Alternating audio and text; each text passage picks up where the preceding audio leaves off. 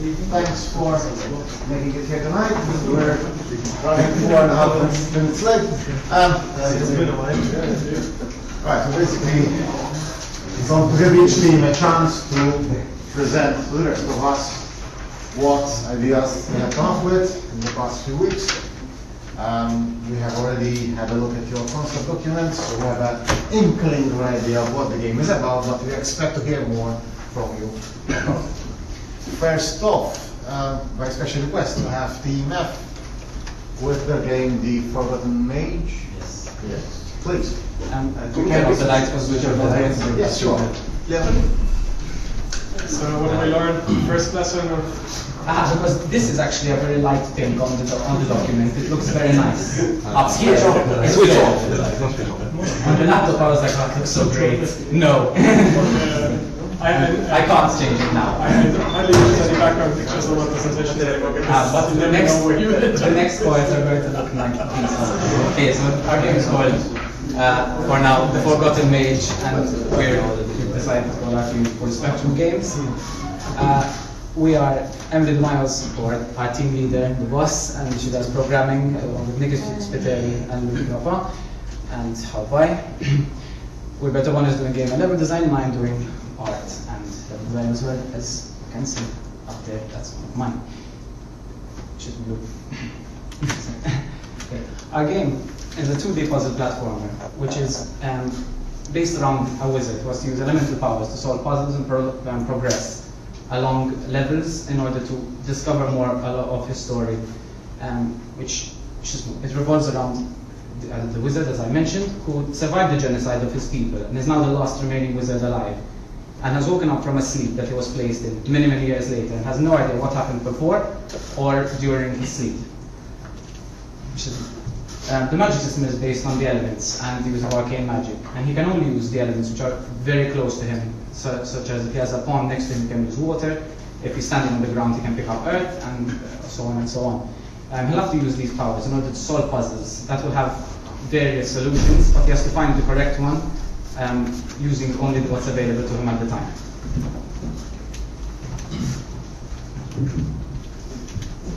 The game's environment art is painterly. It's a bit like as if it's painted. It's an aesthetic which it's not based entirely on realism, but looking nice and a bit like a moving painting. And many objects will be interactive inside the game. This is the summary of our plan and how we will progress along the project. At the moment, we're about here, where we're coding our prototype, and I'm working on the initial artwork. The risks we have are that the animations of the artwork may be difficult and we won't succeed doing them. The story, if we do not write it appropriately, we may not progress properly. And if we run out of time, the puzzles are boring or the controls are sloppy, which they won't be. Okay, so that's my short presentation. Any questions? Okay. Yeah. If the art doesn't succeed, Which is no, but if it doesn't, what's your backup plan? Our backup plan is to I will downscale everything slightly so that the stylization will be more stylized as opposed to as complex as it is, so that I can maintain the game work looking nice, but it's less complicated, so I can manage it more, such as making it more doodly, which is easier, and I can do it very quickly. Jack, did you receive the comments that we gave you on your initial concepts? Did you get them? I think so. Do you remember? It must have been about a week or two ago. I think so. Okay, because I got quite a few of those. One of them was about the hard one, and I remember a lot of stuff. Okay. I've got a new one now. Okay. Good, because generally speaking, I really liked the presentation that you gave, and not just this one, but in general of the concept of the game. And from the time that we've got left, actually, I believe it's slightly over the top. Just because the standards that you're setting yourselves are very, very high, which is of course normally really good, But the risk in this case is that you will just get disappointed. That's another risk. It's not just not fulfilling the actual game or something, but it's also just running into a terrible crunch and getting totally disappointed with your own actually really good progression. You know? So I would try to really keep it simple. You know, focus less on a progression of the storyline, etc. Because it's actually content that you can add. Instead of focusing on the content, which always takes loads of time, focus on getting the core gameplay right. The interaction with the mage and the combat, because that's going to be, or the movement and combat, because that's going to be the main focus of your product. You know, and then see how much of the story you can actually add on to it. That way, what you will end up with is something that is really presentable and nice. And if you want to continue down the road afterwards, you can still do it and actually make it a full game, instead of having something half, you know, and frustrating, because then it's dead. Okay.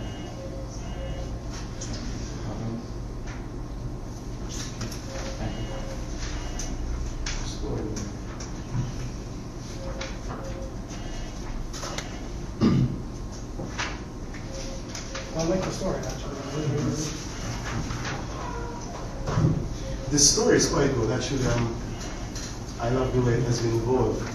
But have you got any plans of how it's going to evolve in the game itself? Yes. Because all I saw was an introduction, basically. No, how it's going to actually progress is that it turns out that the king at the time in this fantasy land which we created is the descendant of the original king, who started wiping out the wizards out of fear that they have more power than him. So he started a huge war and started killing them off slowly.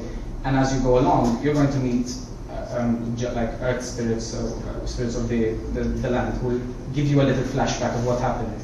And you're going to progress and realize that the new king and the old king had similar aims, and that you either have to get to the king and stop him before he kills you, or you have to find another. So you know what was going to happen. No, I know exactly. I know how it's going. I know exactly how it's going to progress.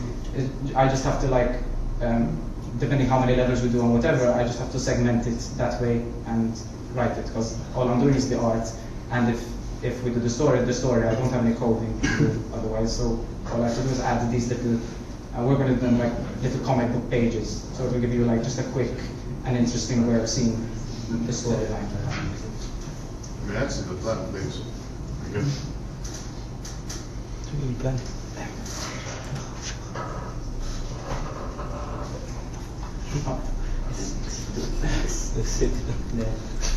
Right.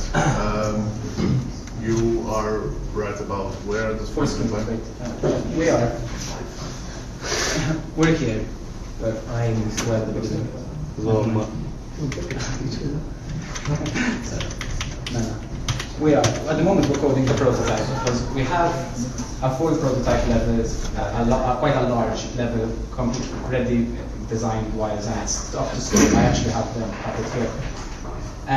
What we're doing right now is we're coding the running, the mechanics, and all that stuff, and we're trying to get those ready while I'm doing this, and he's drawing new levels, and we're doing all the sound. Right? We seem to be on track at the moment, because we don't have a lot to do, essentially, because there are very few mechanics in the game, actually. Actually, what's my concern about this game is what exactly Nick just pointed out, is that if you focus too much on the artwork, music, storyline, and not as much on the game mechanics. But focusing on the artwork, and I can focus as much as I need to on the artwork, because I can't code at all. So like, as in, while they're working on the game, I can work a lot on art and story, because that's what I can do. So it's not like we're focusing on one thing and forgetting the coding. It's just something that I'm doing while they're working. True, but for example, if whilst you're finishing off artifacts and you're feeding them onto the programmer so that they can upload them into your game,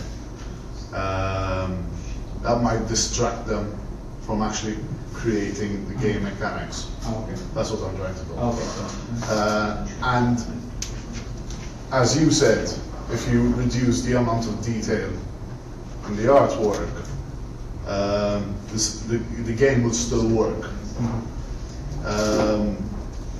From my personal experiences, a lot of people will be diverging into other areas, not just programming, artwork, sound, you know. A lot of people will be doing a lot of everything. That's why I'm talking about how are you going to tackle the core game mechanic, because that's the most important part of your game. See, one of the biggest issues that I have with this way of planning, because this is essentially a typical kind of waterfall plan. Okay. Don't take it as a criticism. It's just is what you will end up with is if you test gameplay and you, let's just hypothetically say you do the coding of the prototype, and this is when you do the testing of the prototype. Obviously, the animation, of course, is not so important, but for instance, the obstacles, if obstacles in the game, and I'm sure that they will, have a very important role to play. Here, you will not even be able to test them out yet. Now, a slightly more effective way of doing it is basically looking at, let's just take this as an example, your obstacles, slice them down to the bare minimum, try to get that playable into the prototype, prolong the prototyping period if necessary, look at that then, but make sure that in the end it's like a vertical slice. This is essentially what you really need kind of for making sure that one level more or less is okay, and not talking about the graphics necessarily, just to be safe, because otherwise what you will have is, what is this prototype actually going to contain? And then, oh my goodness, we're running into trouble because the obstacles have slipped here, release date is coming, shit, we don't have working obstacles. And all of a sudden the jump and run part of the game is actually not working out and we don't have a level.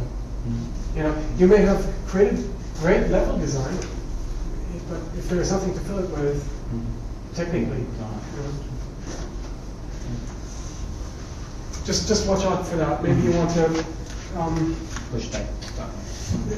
Just look at what is essentially necessary to create that working prototype from a gameplay, fun experience without having all the fluff and the glitz to it, of course. But making sure that what you're planning to do is actually viable.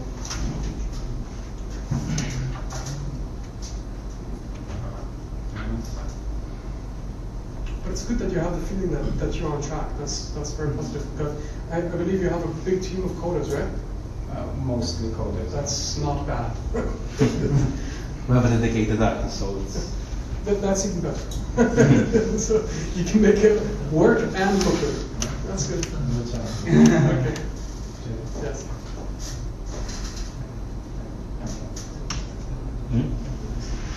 Okay. Okay. Yeah. Very good. Okay. Thank you.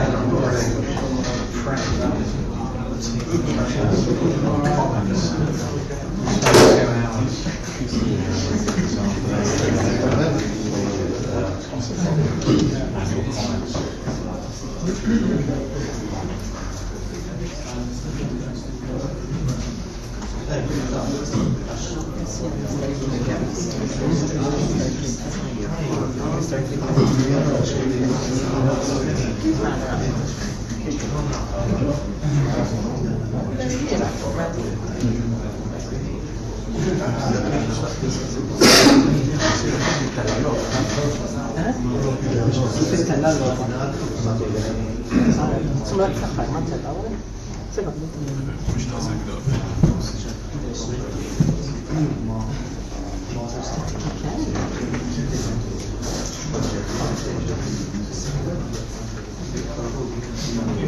evening, everybody. We're going to be showing you our early ideas of Scarecrow Siege.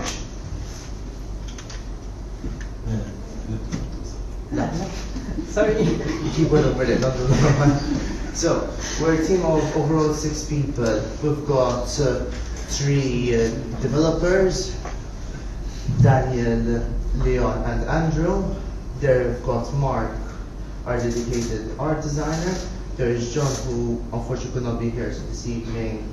He is on sound, and I am myself on game and level design.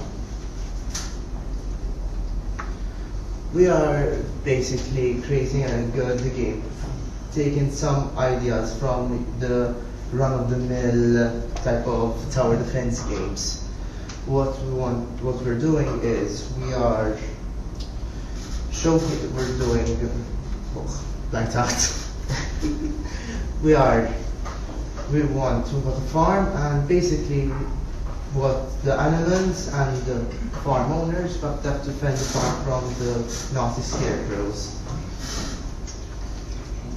To do this, we've got the farmer and farmer's wife, which will be using their own skills, and abilities to defend the farm. Basically, when a scarecrow is killed through using weapons that are on the farm wall, the scarecrows will be dropping us some loot. Loot will come in all different forms. We've got some drops cash to help do the upgrades. If the larger enemies might drop some things like some upgrades, like create more farm area so they can build more newer and better defenses and expand it even more. So, meet the farmer and his wife. We've got the farmer, basically, as I started mentioning, is able to create the walls, build them up, place the animals who will be protecting the farm and controlling what they'll be shooting at against and whatnot. And what the farmer's wife should be using her own special abilities to defend, to slow down, to help the farmer defend, to build up the defenses even better.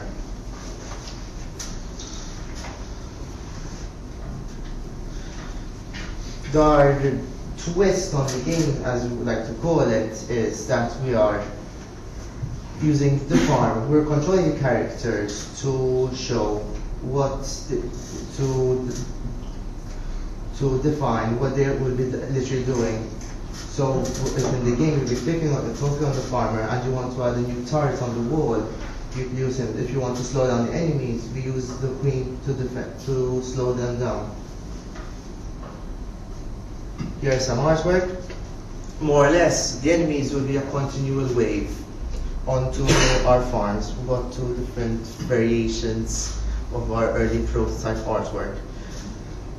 They'll be, so the game can also be continually played, we're using a checkpoint system that after a certain amount of enemy kills, and depending on how the farm is leveled up, they'll be saving at different intervals. So at least if you have to stop the game, go back to real life and want to go back to your game, you can easily continue from where you left off. Here is our basically what we will be doing based from everyone's jobs and requirements to be given in for the game design.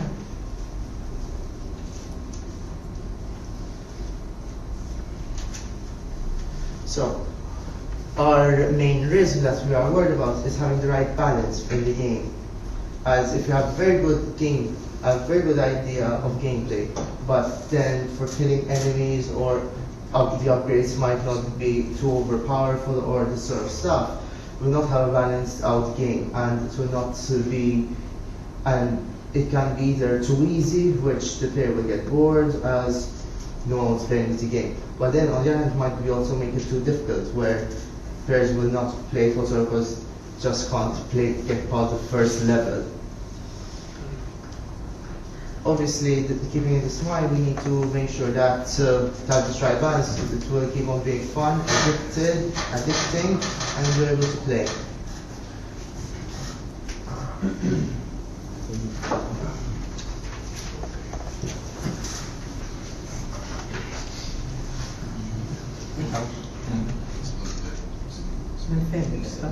I don't know.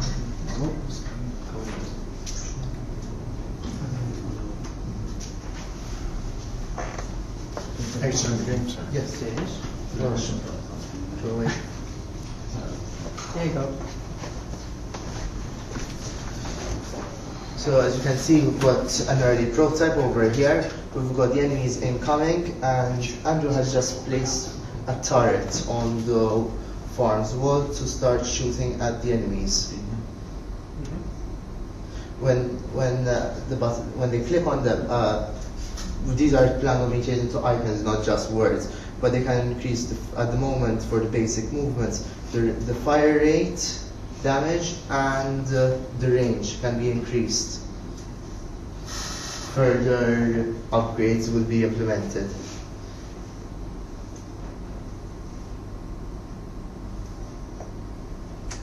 Once they get through, the walls start breaking down, and if either of them are killed in battle, the game will be over.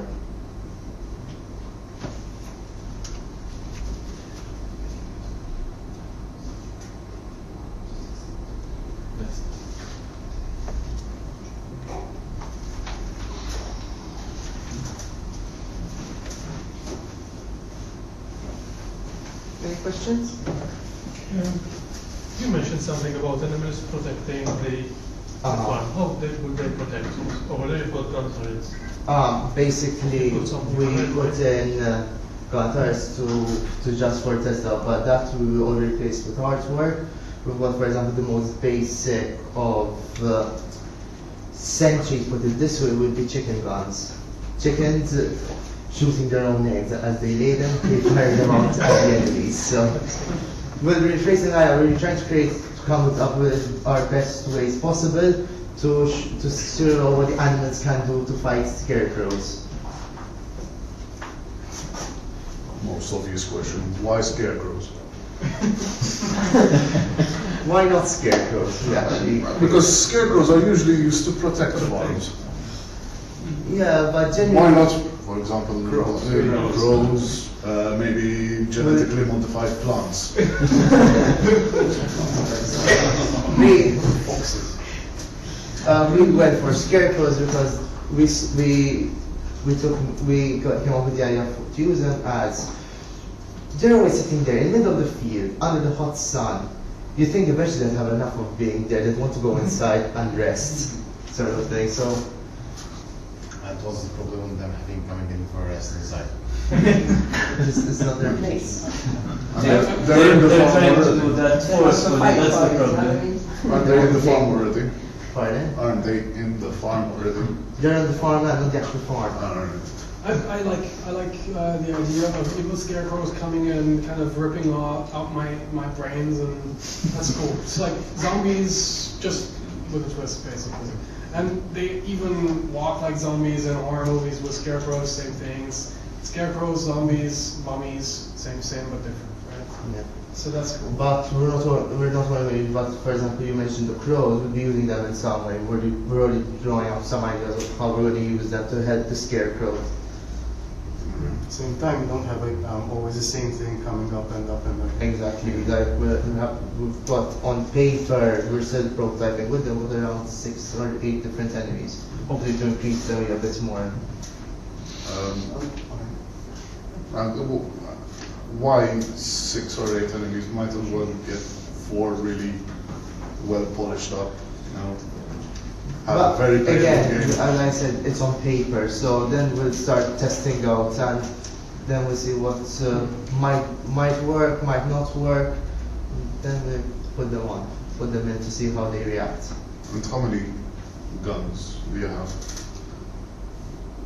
At the moment, we've got how many? Okay, do we have? I have 4. Four. Which can be upgraded. Yes. Right. As they will have their own different upgrade paths. Different abilities. Can I ask you guys a question? Because to me it's not really clear as to where the difference between the farmer and his wife is. Right now, how do you play them? I mean, is it 2 players? Or No, it seems like basically, can you pull up the artwork please? I understand that you want to have them split jobs. Exactly. Basically, if you can't see, you know. Yeah, I can. Okay, that's fine. So basically, within the game, if you want to, for the actual defenses and command of the front line per se, you click on the farmer, and more or less, you click on the arrow to place a new wall, for example, and upon that new wall, then as seen in the prototype, we put a turret on top, and that's what the farmer will be controlling. The farmer's wife, let's say you've got the wall that's quite badly damaged. The farmer's wife will help. Slow down, create an invisible force field, as to put it like that. It's not going to be an actual force field, but just for the sake of the argument. To help, so the farmer can have enough time to build up the defenses all around. Is there a time component involved as well? Yes. So that the farmer uses basically a timer bar and he's occupied during that time. When the farmer's wife activates her ability to slow down, she's got her own time bar. Once that, obviously they'll start coming again, sort of thing. Like the force field or whatever we're using will break down and will start going through again. Basically, the idea behind the farmer's wife is to fill in the gap of conventional tower defense games. Usually what you'd have is you'd build all your defenses, you don't have any more cash, and you just need to stare and wait until your defenses kill the enemies. Yes. Basically during that time you can use the farmer's wife to deploy special abilities. So basically the user is involved in the game at all times. Just to clarify, to place a tile on the wall, do you need to take the king and the farmer You next just to the click on wall? the king, if there's a wall built, there's a wall built already, you just choose the turret and you So just... they don't move. No, they don't. There is not the complication of having to move. I use the king on purpose. I was on the side document, you start on the farmer and farmer's wife and fortress, king and queen, Yes. archers and Laser turrets. even the two concept turrets, one is a farm, one is a fortress. Is there an evolution in the It's game? basically evolving, yes, the idea. It's reshaping the idea. At first we thought about the initial game concept. We started off with a king and queen. Then we decided to use the farm team, so basically we needed to change that. Really, king and queen are just a general concept, whatever the setting, you know, they're adapted. So, just to clarify, I guess the king and queen are like the king, the chess piece on the if you kill him, you die. Really. You In that sense, yes. But even the queen. Alright. They are two vital pieces. The king is responsible for deploying the defensive weaponry, and the queen has the special abilities which right. will give the player an active role even while.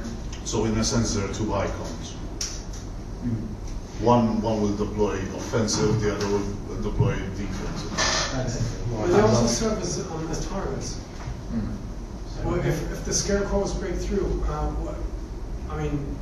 what is their final goal? Will they attack them, or will they, zombie style, or?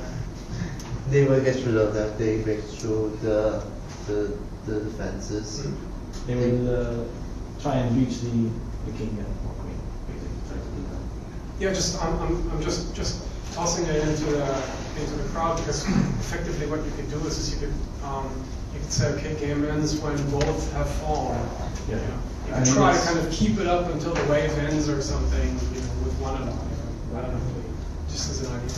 Whatever you want. But okay.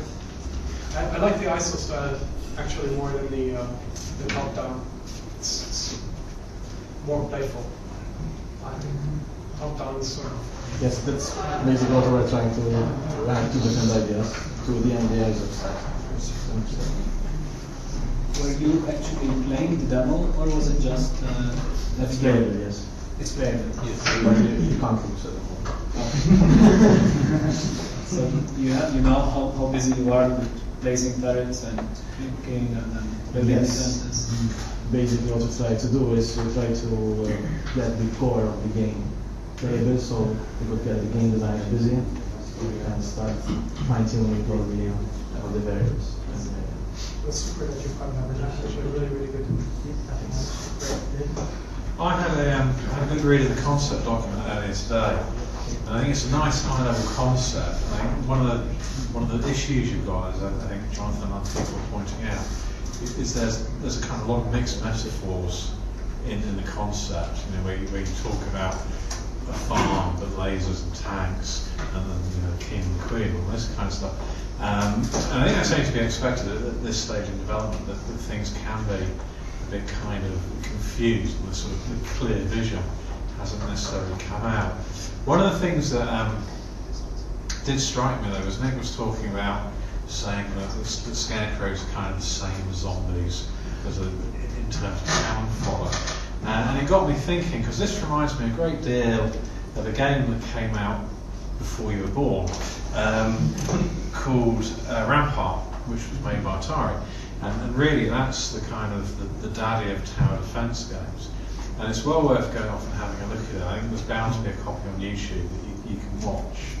And the more I saw of your demo, the more it reminded me of that kind of mechanic. And basically the way Rampart works is it's like tower defense but in two stages. So you have a castle, and the first stage of the game is you build the defences around the castle. So you make the castle impregnable, it's all top down, you make the castle impregnable and you put some counters on it. Then once you've done that, the second phase is you're attacked by the baddies, who are a bunch of galleons and sort of siege cannons and things like that. And you blow them up, they do damage to your castle, and at the end of the wave, it then goes back where you have to rebuild the castle. You kind of keep doing this over and over again. So it kind of looks a bit like what you've got on the left. And the more you've talked, I wonder if it's just worth looking for a more kind of obvious metaphor for the game to work with. Maybe rather than necessarily working with a farm, going for zombies and zombie defences, rather than having it as what looks like a phone aspect ratio, is building it for a tablet, so you can plonk the player's base right in the middle and then have the player attacked on all sides. Because I think what you can see from your prototype is when you've got stuff coming down from the top, it's kind of quite manageable. And what makes these games really exciting is the frenetic nature where you've got things going on all around you, and you're starting to give the player cognitive overload of whether they do things at the top, they do things at the bottom, they do things at the left, they do things at the right. And given where you are with what you've done, I think it's worth experimenting with that kind of stuff to see what comes out. I think it's a good idea. I think we took this approach because at the back of our minds we always had the phones and tablets as our... Well, yeah, It can make it scrolling. Well, I mean, it makes perfect sense, but don't forget that phones and tablets tend to have a kind of different, they've got different aspect ratios and different real estate in terms of the screen. And there are a lot of things there are a lot of games you can do that work very well on a phone display, and you can easily scale them up to a tablet because it just makes them bigger. It's a lot more difficult to go the other way, to have things that work well on a tablet, because as soon as you put it on a phone, it's a lot smaller. So, given where you're at, you guys are in a good position. I think you've got a reasonably strong concept. which, like I said, is a little bit, it doesn't completely jam because you've got some interesting concepts that you need to sort out. But that's where you should be at this stage of a project. You can't do the concept and underline it and finish it, in the first few weeks of a project. It takes time for that to happen. So that's all cool. You've got a nice prototype that demonstrates what you can do. That puts you in a very good position where you can just turn around and go, right, instead of that aspect ratio, and instead of having that there, what happens if we move things around? And you do that, that's kind of iterative games development. But it all looks like good stuff. So.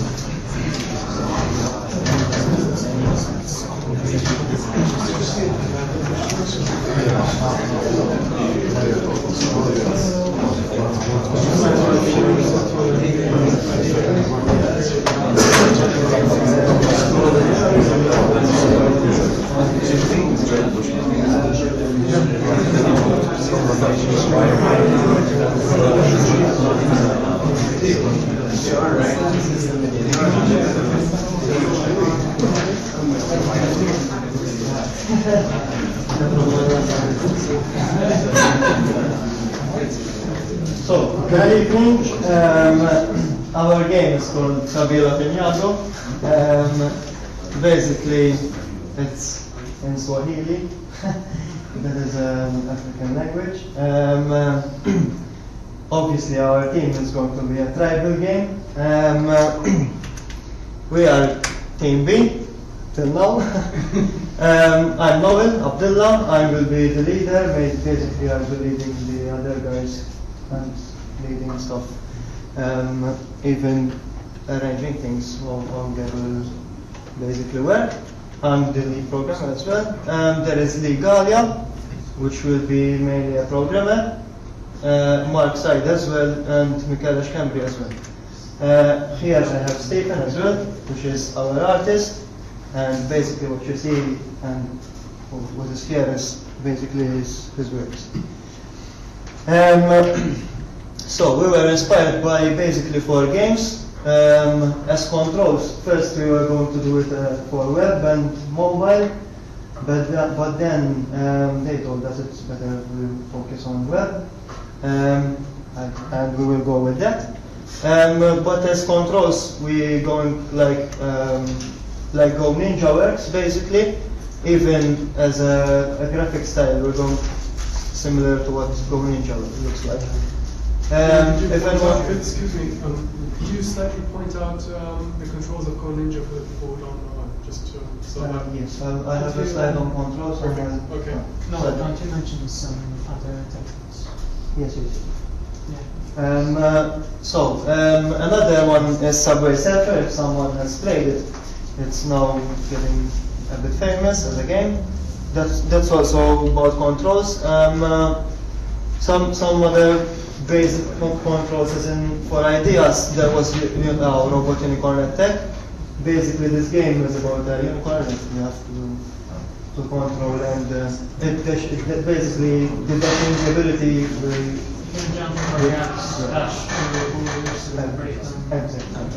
And our obviously most successful game from all of them is Temple Run.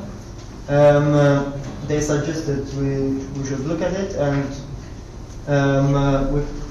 they told us it's a good idea to look at the objectives scheme and how it works, and basically we're going to have objectives as well. Who's they? What? Is they us? The game will have objectives. No, but who's they? The users.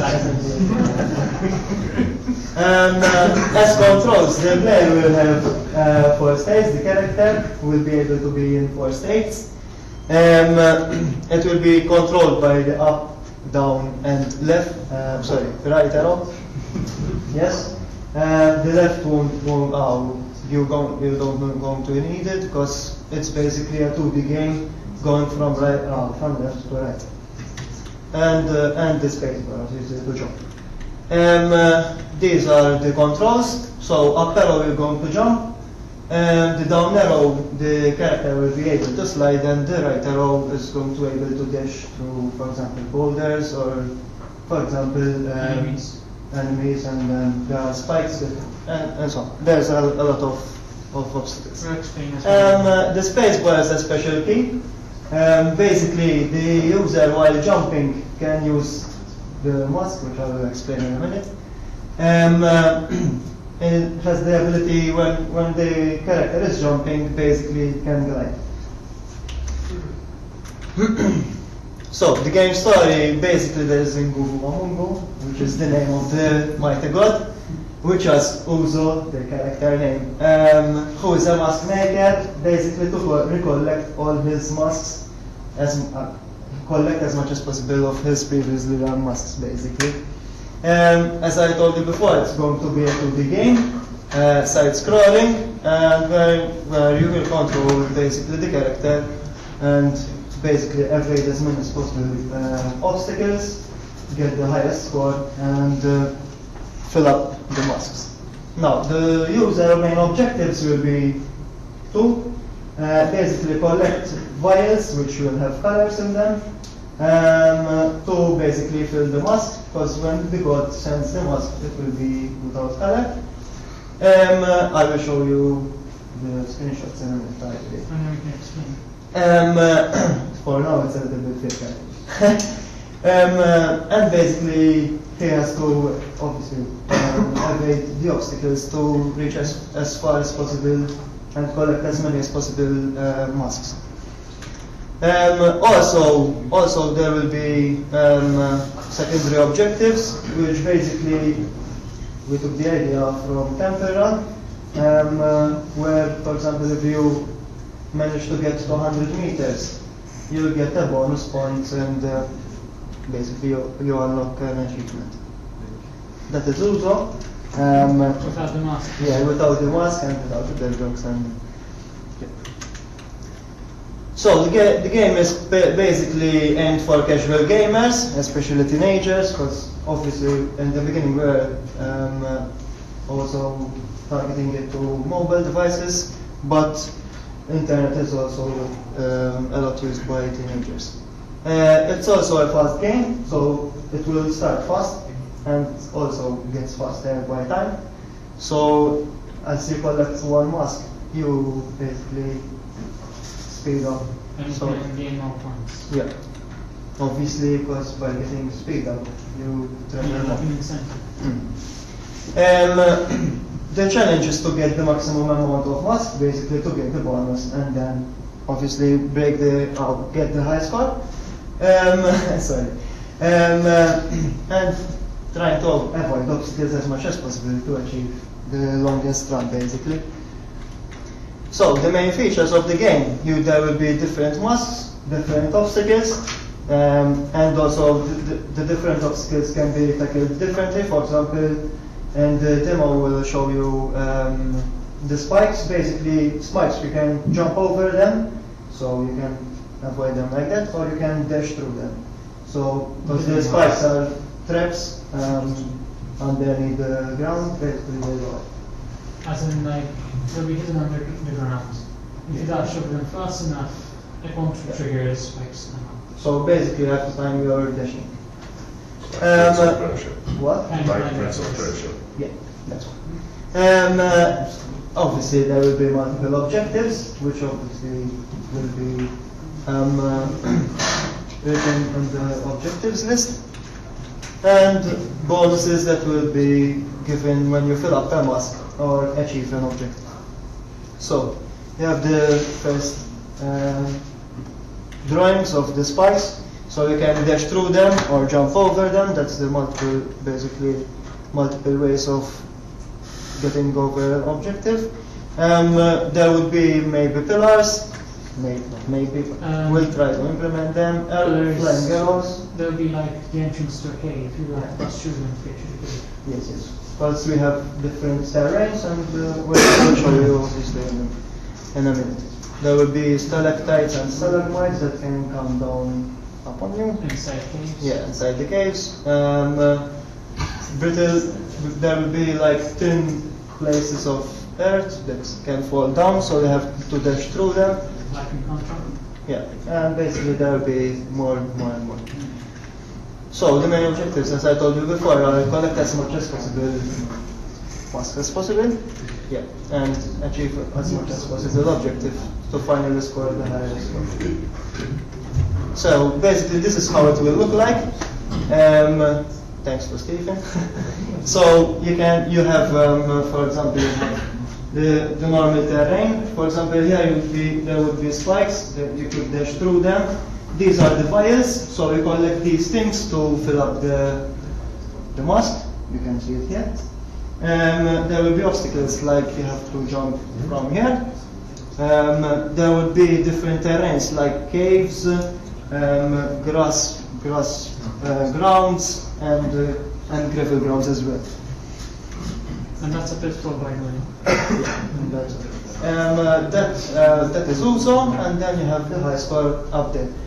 What is only missing here is the bar object on the top left corner, because during the game the dashing we found out that it could be overused. So we're going to limit the dashing to 3 consecutive dashes, and by time it will obviously regenerate. So that's our that's our presentation. Any questions? Sorry, one last thing. Basically our plan will be we plan, for example, two obstacles. Sorry, so we plan 2 obstacles. We generate the art, we program them, and then we code them, and then we test them out. So it will be really per week. We calculated that we're going to do like 2 obstacles a week, and then maximum 3. So. One other thing, when it comes to the art direction, I personally propose that we take advantage of the sun in such a way that it rises and falls, so it changes the atmosphere. So like one moment it's bright, and then it might be night time, and you see the stars, and it comes bright again.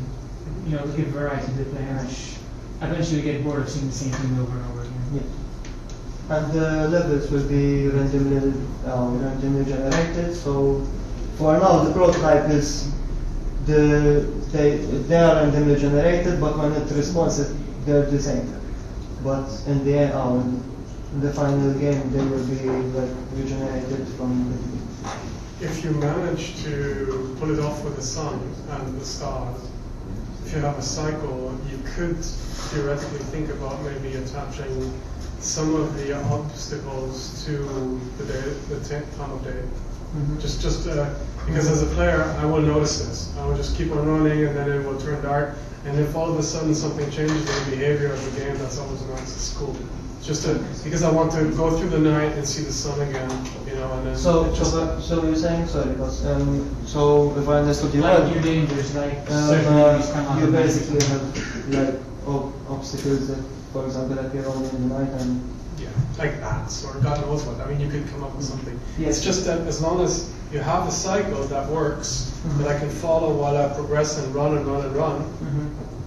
It's always nicer if I have the feeling that actually with the cycle there's also a change in the style of gameplay. So like Castlevania 2, you mean? yes, or Nuts, or anything where you have a running game where you someone do something and then, yeah. And I would propose when it comes to programming, we make the grounds, when it turns dark, the color of the ground will say turn a movie blue, something like that. I think you can do that.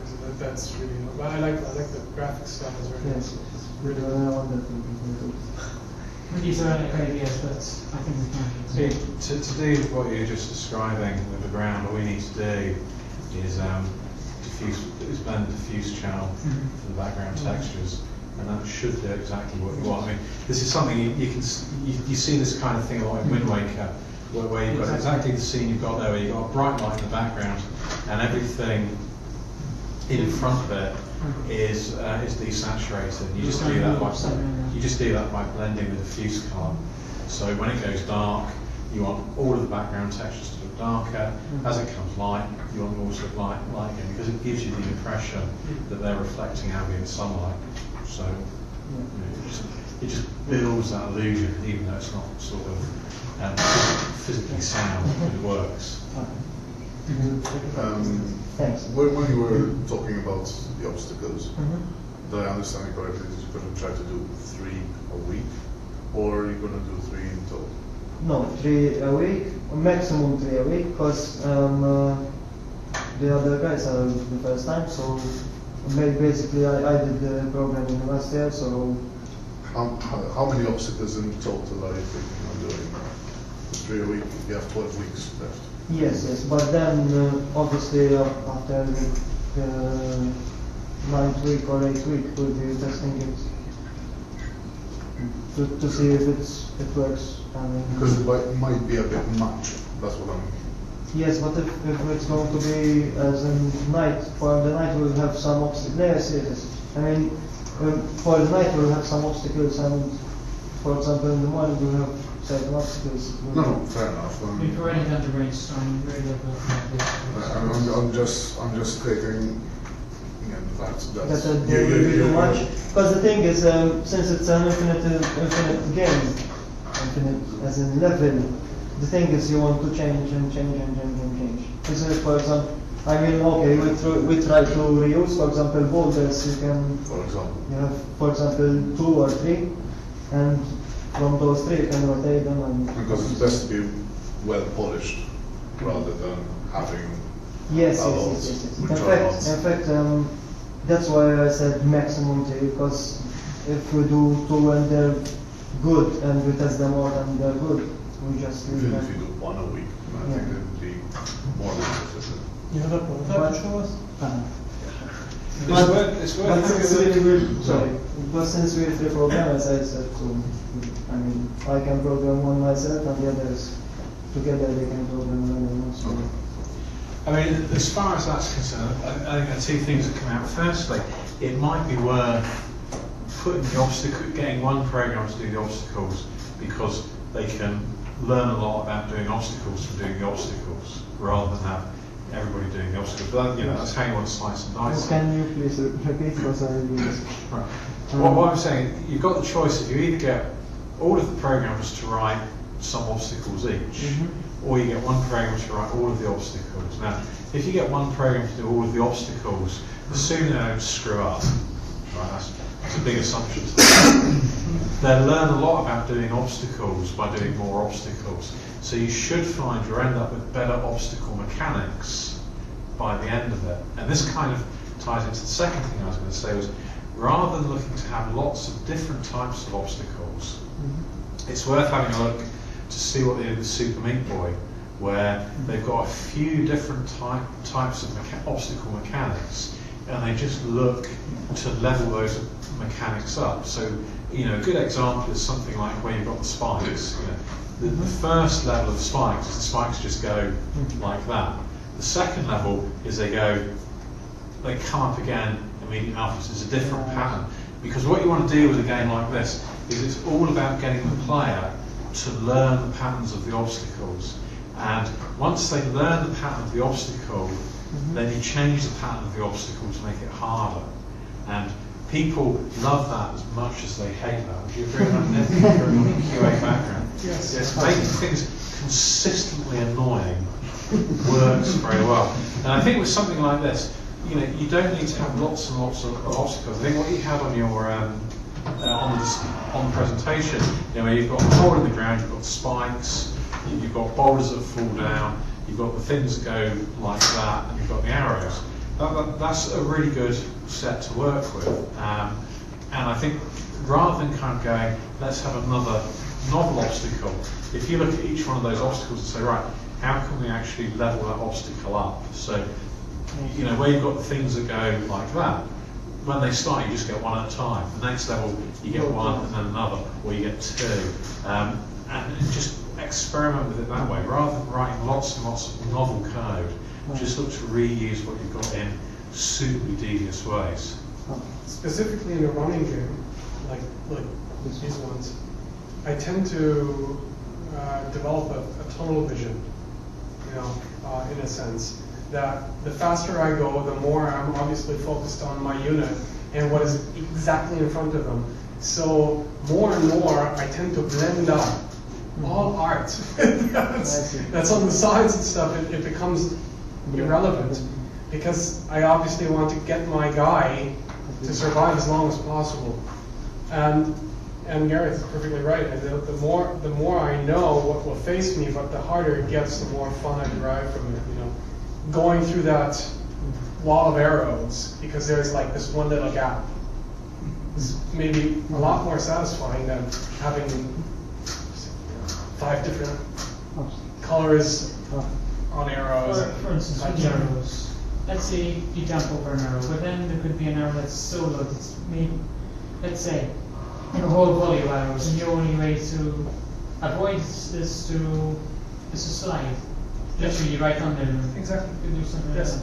Or you can have something where the arrows are being fired low and high, so you have to time your jumps. And just when you've gotten used to that and you've done that, come the ones that come from the top down. Or a boulder comes down, or There's spikes always come a from way the to be ground. meaner and get got. That's what it's. It reminds me of Hunchback. Yeah, it's Hunchback, it's Castlevania all over. It's really worth, if you haven't seen it already, go and rent Indie Game Story.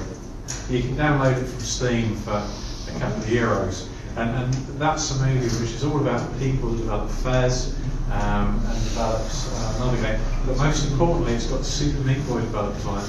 And they talk a lot about how they drive the incremental level mechanics, and that would be ideal for you guys. So I expect you to have watched it by the time I come back.